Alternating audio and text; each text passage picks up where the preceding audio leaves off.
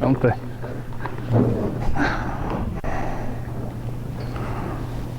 It's okay, they both cut out. So They both cut out real bad. Okay. Guess I need the button there.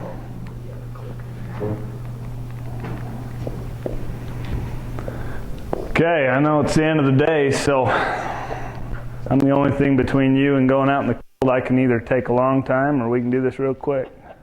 You prefer. My name's Brayden McMurdie. I'm in northern Utah.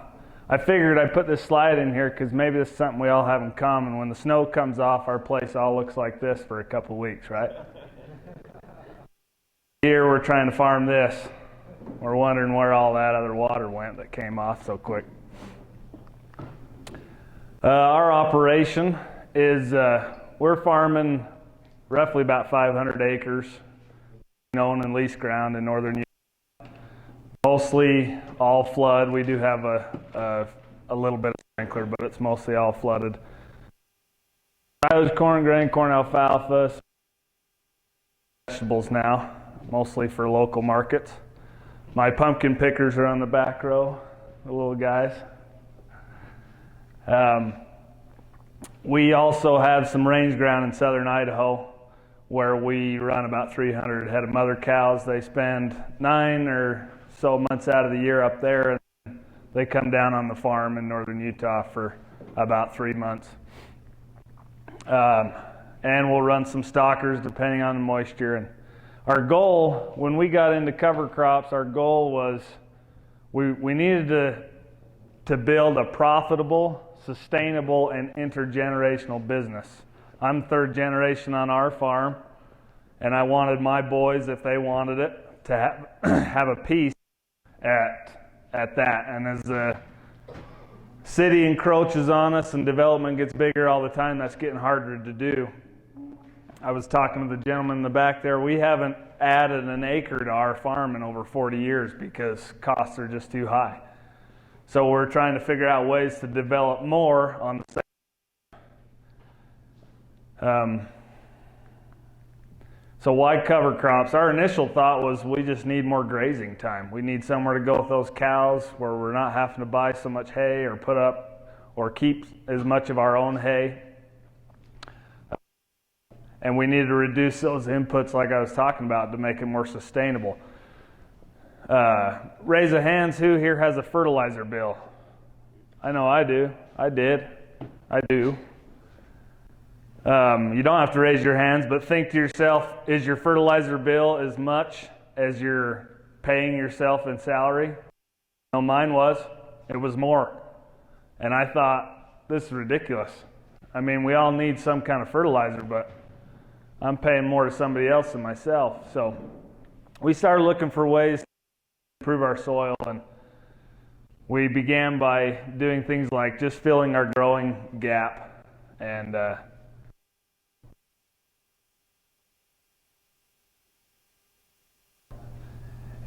of course we want to increase our soil health. So I stole this saying from Don Campbell. He's a Canadian regenerative agriculture, famous up there, but he says if you want to make little changes, change the way you do things.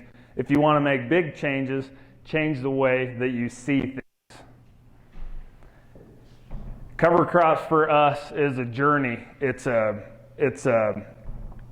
I began with one idea in mind, and it's turned into something totally different. It's a way to expand without, putting in too much cost. When we got started, I guess that's kind of what I want to present to you in this short presentation. This is one family's journey, right? This is my experiences and my failures and some of the things that we found to be successful in our area. So we started in 2000 simply just doing things like watering some wheat back, keeping it green and growing. We would do broadcasting. We didn't have any kind of a no-till drill. So we would just have IFA come and broadcast some cover, just 2 or 3 different plants and some fertilizer at the same time. We'd harrow it and water it up. We just started we didn't want to put in a bunch of money yet at that point, and we were just trying to extend our grazing. We started to notice that improvements, and of course our bottom line was a little bit better, but there wasn't anything big really happening. We moved into those polycultural mixes, more diversity, and planting stuff behind. Like I said, we harvest our corn sides and we plant like a fall annual mix in there. In 2006, I got 2 dates on there, but in 16 we soil health conference. In 17 we started down a new path, and we actually went and bought a no-till drill, and we started to focus on that soil health, realizing that even though cover crops is the way to do it, but the soil health practice is what was going to be beneficial to our bottom line overall. So at that point we could start drilling our own mixes, which was big because now we could select better on the types of plants that we needed for that growing season, whether it was warm season, cool season, or both. And we could also start growing some of our own seeds, which we do a little bit of right now. And it'll also allow us to do cash crops. So I can talk about more of that in a little bit. It's kind of changed a little bit from just grazing to what was our resource concerns? What were some of the problems that we seen in our soil that were inhibiting us from producing more and having healthier soil? So nitrogen's always a key factor, and our mixes will always include something that nitrogen if we can accomplish that. And cycling the nutrients was a big one. A few studies and tests, we never realized how much nitrogen and other fertilizers we would leave on the ground after we take a corn crop off. And we would go farm that, or we would just leave it there, and by the next spring those were gone. So planting something in behind a corn crop, this ability to cycle that nutrients, to hold it there through the winter. Even if, like Mr. Pace said, even if it's only that tall, soon it's in the spring, it's cycling nutrients, it's up and going. So organic matter is a big one for us. We're really focusing on that right now. Like I said, winter foraging. Some of the things that we've realized is millet's a good one, but it doesn't like frost. You get a 32.5 degree day and it's done. Sorghum handles it a little bit better, and it also tests a little better even after it's froze. So this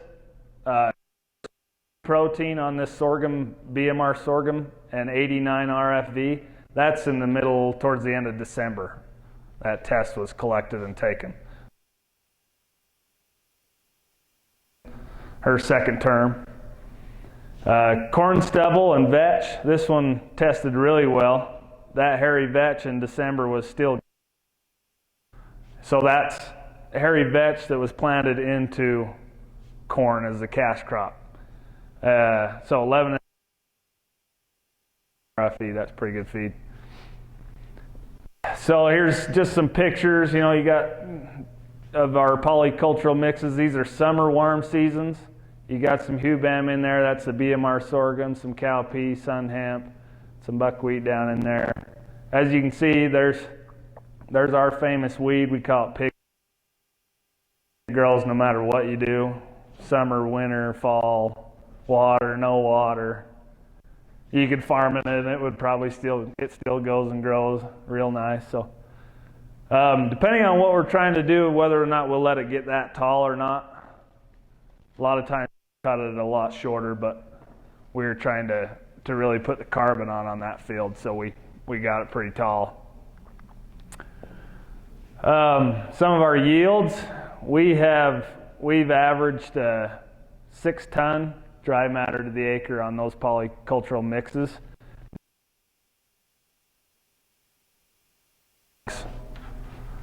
We'll normally water our hay 4 times. So this was 3 waterings. So 1 less than 4 crops of alfalfa in our area. and it outproduced an alfalfa field with only one cutting, and then we got a regrowth, and we harvested the regrowth. I'll show you later. About a half an acre per animal per month on something like that, so that's pretty good. That's a 32-acre field.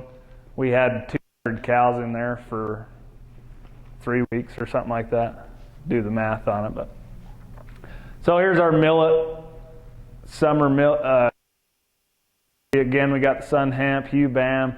Hubam's a really good summer annual for legume. It'll grow that tall, 2.5, 3 feet tall, lots of carbon. It flowers real nice for the pollinators for attracting bugs. We went to chickling vetch, or we'll do a common vetch. It's not as hairy vetch. I'm going to tell you right now, buying corn, which I don't know if you do any of that anywhere around here, but you do not want hairy vetch anywhere near a combine. All it does is bind everything. Swather's the same way. If you got a reel on your swather and you got 2 foot tall hairy vetch, you're going to be out there pulling it out by hand. It's a mess. So chickling and common accomplish the same thing, but not quite as persistent. Collards plant, kale. Kale handles the frost. That's why we'll go with that one. Because on the regrowth after a crop like this, if you got kale in there, something, those vetches too, they'll stay green. It's something green for the cows to eat while they're eating the dry feed bunk. You throw some straw in there, you throw some green feed in there. Well, we're doing the same thing. We're just growing it and leaving it in the field, letting the cows do the feed themselves. Flowers, plantain. That's we had our NRCS agent Jeff Schick up there. He talked us into that one. That's animal health and really deep tap and. Anyway, really good for animal health. Of course, sunflowers and buckwheat. So this is a fall biennial, so that would have been corn stubble. You can kind of see right here where the crop didn't take as good. I think we had a bale of straw there when we fed in the winter. Like I said, we winter our cows, so we had a little patch here where it didn't grow as good. But the soil's covered there, but maybe a little too thick. But so this was corn the year before, planted into this triticale, hairy vetch, winter peas, collards, and kale. Of course, the kale, but actually collards, they started to grow back the next spring with the triticale and the vetch and the peas. So 250 cows, that's 13 acres, about 200 cows probably. And we moved them on there 2 weeks. Let's see.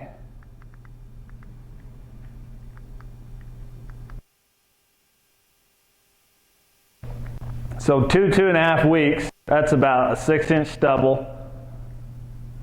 I agree with Keith, the best soil that on your farm is the soil you can't see because it's buried in the cover crop. And that will grow right back.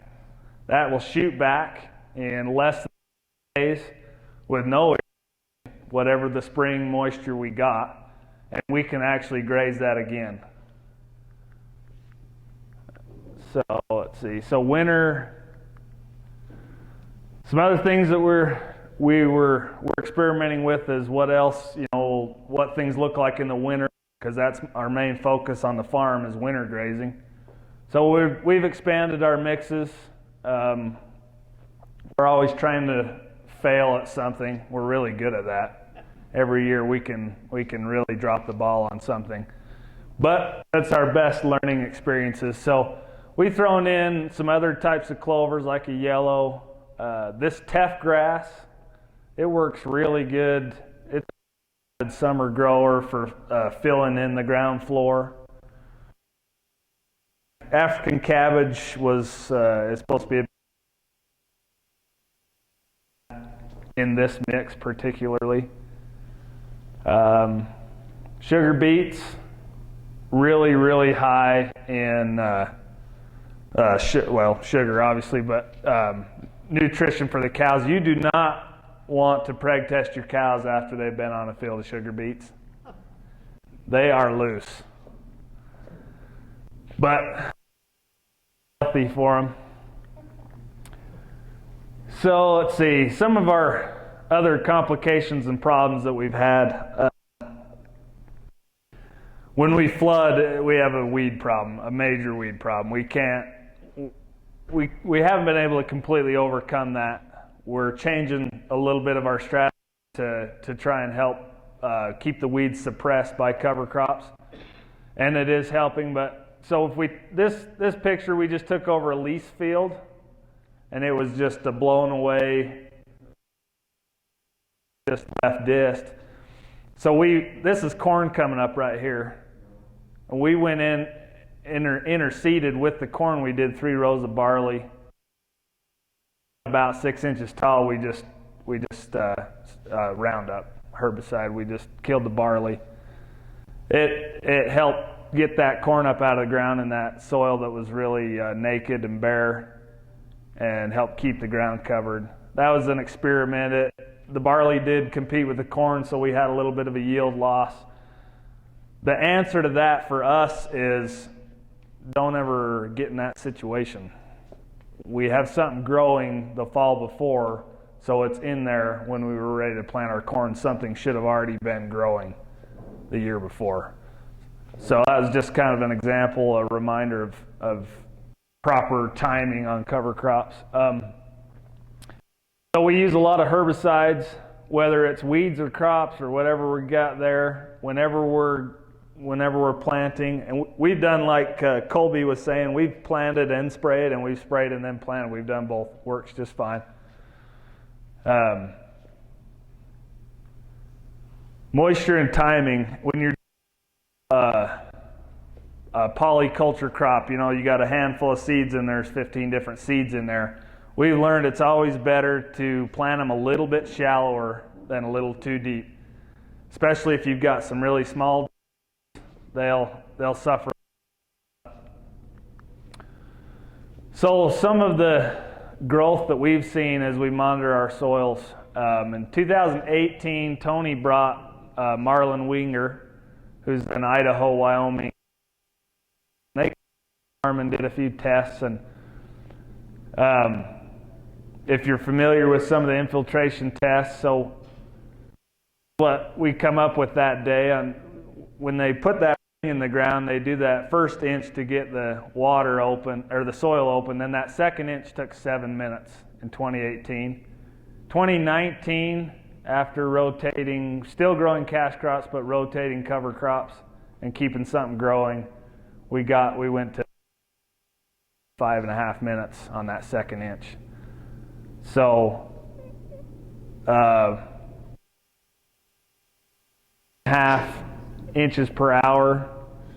Well, now we can take almost 10.5 inches per hour. So, test was water was drinkable. Compaction. Thing that we've noticed. So at 5.5 inches, this 300, that's at dry soil. That kind of goes back to the gentleman's question about how to overcome compaction. With that penetrationometer, when that hits 300, that's where plant roots won't penetrate, 300. So that's kind of your number where it tells you, your soil's telling you, game over at this point. 5.5 inches, that's not very deep. That's not impressive at all. When we added the moisture to it, we were able to go to a foot, so that made us feel a little better. That tells us that the get to that foot. On a dry scenario, that maybe our carbon and our overall organic matter is not very deep. So we dig up our soils, and what we're finding is that the top 6 inches looks really good. It's black, it's cottage cheese, it just breaks apart. And then everything slated, and compacted and it's in layers. And so we're battling that on our operation right now. That's from decades and decades of mechanical tillage and farming. So again, 2009, this last year, the same tests, not much different in the dry scenario, but we were able to get almost 6 inches more after some moisture is applied. So we feel like we're making some headway. Maybe it's not as fast as we're hoping for, but we are making some headway. We harvest 2 ways on the farm. Obviously, you harvest the one way is we chop or bale enough that allows us to feed when our cows can't get to the feed. We'll windrow, we'll do some windrow grazing, or we'll, like I said, we'll chop and put it in a pit or bale it if we need to bale it.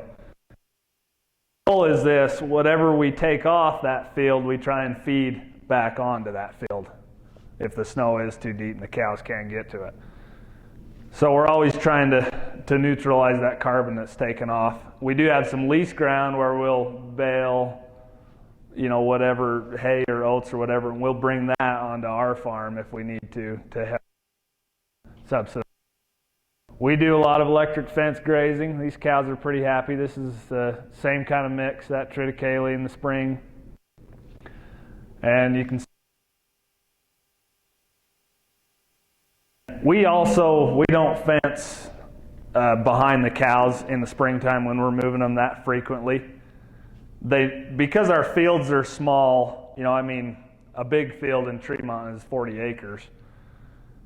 They're not there long enough to go back and try and regraze whatever regrowth is coming up. They're just there in strips and they're gone onto the next field. If there's ever a scenario where there is potential for them to try and go back and graze regrowth and growing plant, then at that point we would. So we use high stock densities. We use the method, which is just an adaptive method where none of our paddocks are ever really the same size. It's just planned according to how much forage is there, how many head we're putting on it, and we make an educated guess. And if there's feed left over, we make the next day smaller. If they are running out, we make the next one a little bigger. And it's all of trying to improve that soil and do as best we can to build it. So, and our winter grazing is we plan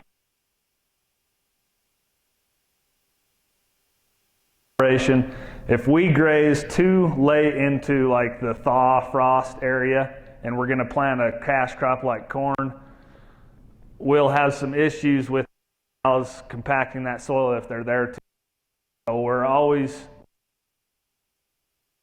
I could say about regenerative agriculture and growing cover crops is always growing them and planning ahead, the year ahead. What are you trying to accomplish, and then look at what your soil needs and get to that point that you can,